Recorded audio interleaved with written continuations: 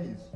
He's my second cousin. And I go up there and visit Ray a lot, and then him swap tails, and there ain't nobody like Ray Hicks to me. And I'm going to tell an old grandfather tale. That was one of my favorites when I was little, and name it Soap, Soap, Soap. Hey, this old woman, she went down to the river to wash her clothes. And she got everything ready, but when she looked down, she didn't have no soap. She told her little boy, she said, you go into town and you get me some soap, and said, don't you forget it. Down the road, the little boy went going soap, soap, soap, soap, soap, soap, and he come to a mud hole.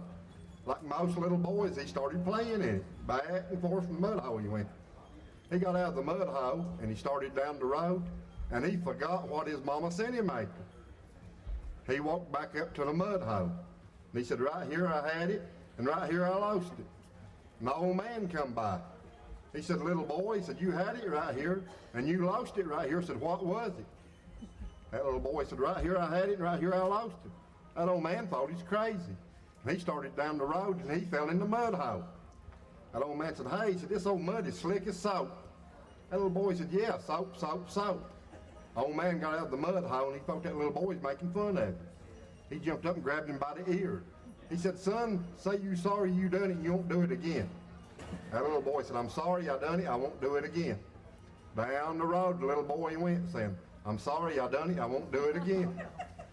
Around the bend in the road, he met an old woman. She fell in the mud hole, in the ditch, and she had some eggs, and she busted every one of them. That little boy walked up to her and said, I'm sorry I done it, I won't do it again. Boy, that old woman thought that little boy was making fun of her, and she jumped out of that ditch and grabbed that little boy by the ear and throwed him in the ditch. She said, now I'm out and you're in.